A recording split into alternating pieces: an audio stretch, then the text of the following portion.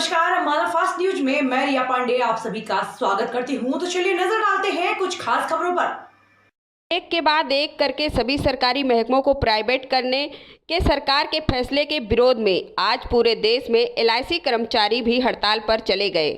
LIC कर्मचारियों ने सरकार द्वारा आईपीओ लाने के विरोध में स्ट्राइक करने का फैसला लिया है। आज एलआईसी ऑफिस के बाहर सभी कर्मचारी हड़ताल पर रहे।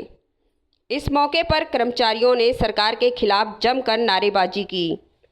प्रधान राजेश उमर ने बताया कि सरकार ने एफडीआई कर दी है, जिसका वो पुरजोर विरोध करते हैं। उन्होंने सरकार पर आरोप लगाया कि 2017 से अभी तक की सेटलमेंट नहीं हुई, जिसकी सरकार सेटलमेंट करे। उन्होंने सरकार पर कर्मचारी विरोधी नीतियों का लगाया आरोप।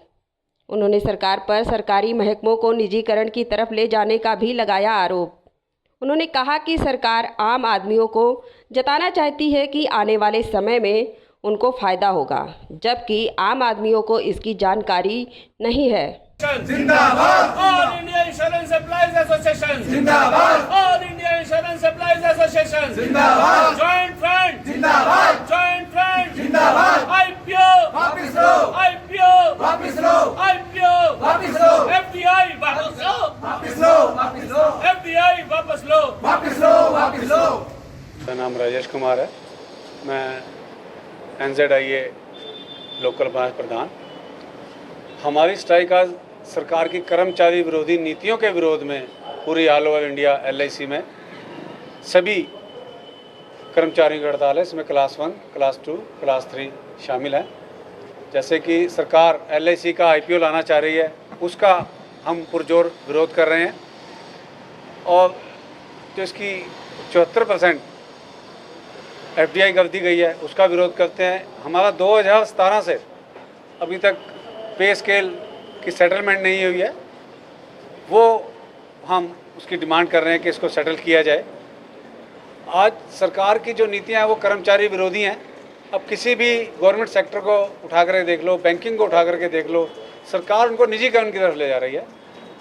आम आदमी को जिसका नहीं पता है, सरकार ये जताना चाहती है कि आम आदमी को आने वाले समय में फ़ायदा होगा।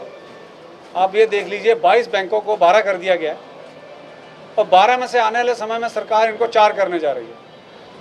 जब सरकारी बैंकों को छोटा किया जाएगा, छोटी छोटी जगहों से उनका इंफ्रास्ट्रक्चर ख़त्म किया जाएगा, तो वहाँ रहने वाले आदमियों को एक बैंकिंग सुविधा सरकार कैसे दे पाएगी। प्राइवेट सेक्टर को ये कहते हैं भी ज़्यादा हमारा कंपटीशन बेटर है, वो बेटर दे सकते हैं। अगर हम हर चीज़ को उठा करके देखें, अगर प्राइवेट सेक्टर से हम लोन लेते हैं बैंक से एक आम आदमी, वहाँ rate of interest personal loan 24% है और सरकारी बैंक का उससे बहुत कम है। इन सब चीज़ों को आम आदमी को सरकार नहीं बता रही है। सरकार आम आदमी को ये बता रही है कि आपकी सुविधाओं के लिए कि यही सब एलआईसी के साथ हो रहा है कि आपको इसका हम एफडीआई इसका 74% हिस्सा बेच रहे हैं, इसका आईपीओ ला रहे हैं। आईपीओ लाने समय फंड इकट्ठा होगा। सरकार का टारगेट है, सरकार जितनी भी सरकारी संस्थाएँ हैं उनको बेच के 1,76,000 से इसको भी 1,75,000 करोड़ का लक्ष्य कर दिया गया इकट्ठा करने का। हम ये कर्मचारी ये पूछता है क्या ज़रूरत है, जब एलआईसी का जब से सरकारीकरण हुआ है तब से इतना पैसा तो एलआईसी सरकार को दे चुकी है, जिसमें बड़े बड़े सिंचाई विभाग है और गवर्नमेंट के कितने सेक्टर हैं, जो रेलवेज़ है, ट्रांसपोर्टेशन है, केंद्र सरकार की एलआईसी उसको फाइनेंस करती है, मिनिमम ब्याज पे पैसा देती है, जिससे वो बचे हैं। आईडीबीआई जब बैंक का निजीकरण सरकार करने जा रही तो एलआईसी ने उसको हिस्सेदारी डाल करके उसको संभाला। एलआईसी की बदौलत आज आईडीबीआई बैंक फिर से खड़ा है। तो हम ये चाहते हैं सरकार ऐसी नीतियां ना लेकर के आए जो कर्मचारी को नुकसान पहुंचाए या आने वाले समय में आम आदमी को परेशानी हो। आज आम आदमी को ये बात समझ नहीं आ रही है कि सरकार किस तरफ लेके जा रही है अपनी नीतियों को।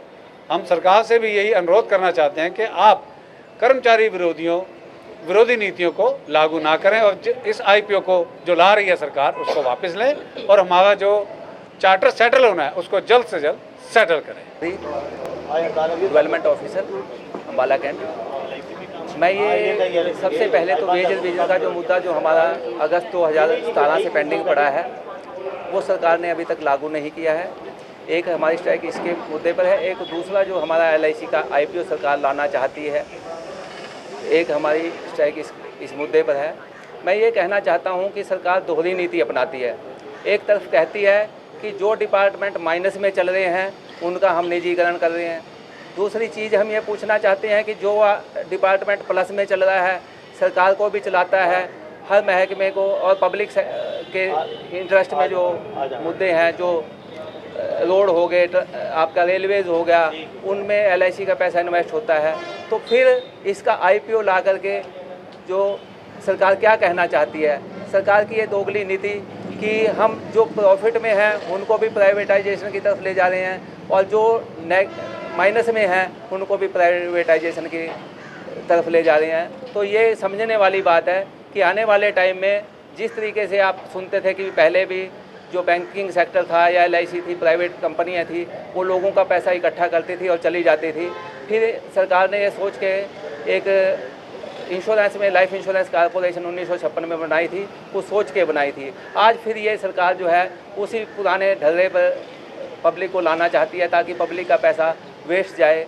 इसी तरीके से बैंकिंग का है, इसका हम पुरजोर विरोध करते हैं। क्या मैं सरकार से ये मांग करता हूँ कि आप हमें स्पष्ट बताएं कि जो प्रॉफिट में चल रहे हैं, आपको ये समझिए जो सोने का अंडा देने वाली मुर्गी है उनको आप जो है ना क्यों प्राइवेट कर रहे हैं, ठीक है। और जो अब आप ये कहते हैं कि जो नेगेटिव है उनमें भी सुधार किया जा सकता है। आज की डेट में ये नहीं है कि भी आपके पास प्राइवेट सेक्टर में जो है ना सभी एम्प्लॉइज, आज जो हमारी नेशनलाइज इंश्योरेंस कंपनी है, बैंकिंग है, आज उनके भी एम्प्लॉइज बढ़िया काम कर रहे हैं। आप बैंकिंग के सेक्टर में देखिए, हमारा इंश्योरेंस सेक्टर में देखिए, आज वो पुराने वाली बात नहीं रहती कि जो आप कहते थे कि भी ये काम नहीं कर रहे, काम कर रहे हैं, प्रॉफिट दे रहे हैं, तब यहाँ तक पहुँचे हैं। और हर साल डिपार्टमेंट 5% जो गवर्नमेंट ऑफ इंडिया को देता है, उसका भी काफ़ी मोटा पैसा जो है ना गवर्नमेंट ऑफ इंडिया को जाता है। आज के दिन हमारा जो है स्ट्राइक जारी रहेगी।